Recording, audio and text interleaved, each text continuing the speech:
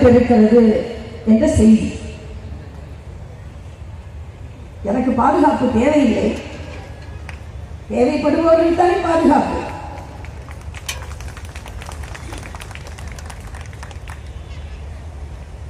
எனக்கு 2 ஆண்டுகளுக்கு முன்னால் தெலுங்கானாவில் நான் இருந்த நிகழ்வு எனக்கு நினைவிற்கு வருகிறது.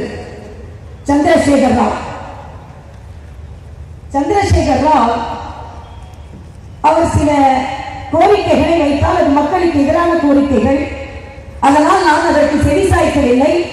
மக்களோடு நான் நின்றேன். அதனால் எனக்கு கொடுக்க வேண்டிய புரோட்டோகால் எதையுமே அவர் கொடுக்கவில்லை. நான் உடனே சொன்னேன், நான் மக்களோடு நின்று கொண்டிருக்கிறேன். ஏனென்றால் மாநில தலைவர் எல்லாம் இங்கே அமர்ந்திருக்கிறீர்கள். இதே போல ஒரு சூழ்நிலை வந்தது. அண்ணன் கேசவராஜ் போன்றவர்களுக்கு தெரியும். கமலாலயத்திற்கு ஒரு வெடிகுண்டு மிரட்டல் வந்தது. நான் திருநெல்வேலியை பேசிக் கொண்டிருக்கிறேன். அப்போது காவல்துறையினர் அந்த மேடையில் வந்து அமர்ந்திருந்தார்கள், நின்றிருந்தார்கள், கூட்டமாக நின்றிருந்தார்கள். என்ன என்று கேட்கிறேன். இல்லை, கமலாலயத்திற்கு ஒரு வெடிகுண்டு மிரட்டல் வந்தது, அதற்காக பாதுகாப்பிற்காக நான் நின்று கொண்டிருக்கிறோம் என்று சொன்னார்கள். நான் சொன்னேன், தமிழகத்தில் பாரதிய ஜனதா கட்சியை அரியணை ஏற்றாமல் இந்த உயிர் போகாது என்று சொன்னேன். இந்த உயிர் போகாது.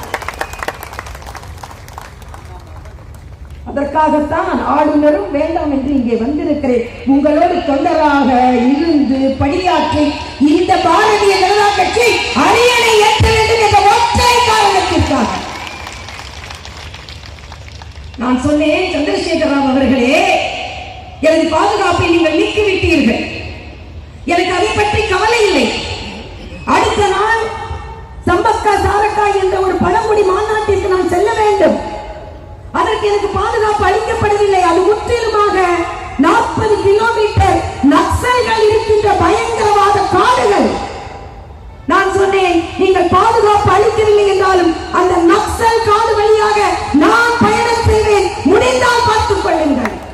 பயணம் செய்தேன். தெலுங்கானா முழுவதும் அது பிரச்சனை ஆனது. ஆனால் சொன்னேன், எனக்கு பாதுகாப்பு அளிக்கவில்லை என்றால் 2 வருடங்களில் நீங்கள் வீட்டிற்கு போகிறீர்களா இல்லையா என்று பாருங்கள் என்று சொன்னேன்.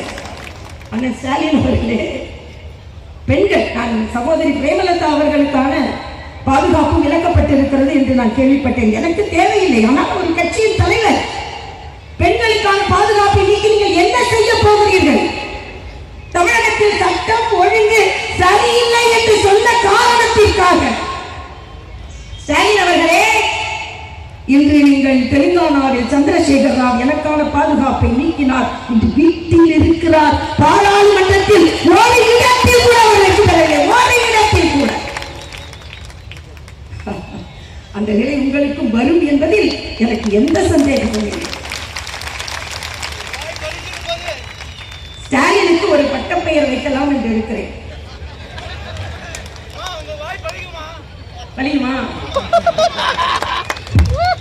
மறைமுகமாக ஸ்டிக்கர் ஒட்டிக் கொண்டிருந்தால் ஸ்டிக்கர் ஸ்டாலின் வைக்கும். ஆனால் நேர்முகமாகவே ஸ்டிக்கர் ஒட்ட ஆரம்பித்திருக்கிறார் என்பதை பிரதமரின் மக்கள் மருந்தகம் பல்லாயிரக்கணக்கான பல கோடி மக்களுக்கான உயிரை காப்பாற்றிக் கொண்டிருக்கிறது என்பது எல்லாருக்கும் தெரியும். நான் மருத்துவர் என்ற வகையில் சொல்கிறேன்.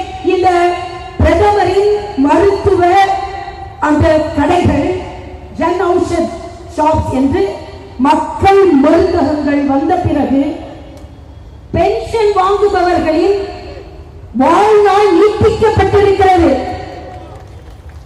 ஏனென்றால் 30 அடிக்கடி சொல்வதுண்டு. நான் ஒரு டாக்டர் தான். நாங்கள் பிளட் பிரஷருக்கு மாத்திரை எழுதினா பேஷண்ட் சொல்லி என்ன சொல்லுவாங்கன்னா, நீங்க ரத்த கொதிப்புக்கு மாத்திரை எழுதுறீங்க, ஆனா பிரிஸ்கிரிப்ஷனை கொண்டு கடையில காமிச்சா அதோட விலையை கேட்டா ரத்த கொதிப்பு அதிகரிக்கிறது. வயிற்றெரிச்சலுக்கு நீங்க மாத்திரை எழுதுறீங்க, ஆனா பிரிஸ்கிரிப்ஷனை கொண்டு கொடுத்தா வயிற்றெரிச்சல் மாத்திரையோட விலையை கேட்டா வயிற்றெரிச்சல் அதிகரிக்கிறது.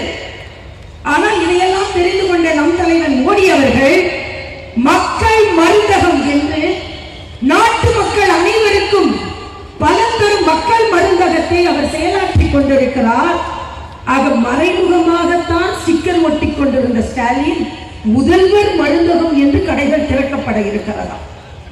மத்திய அரசின் திட்டங்களுக்காக உதவி செய்து அந்த மருந்தகம், நான் மக்களுக்கு மருந்து கிடைக்கிறது என்பதில் எனக்கு எந்தவித பாகுபாடும் இல்லை, எல்லோருக்கும் எல்லாம் கிடைக்க வேண்டும்.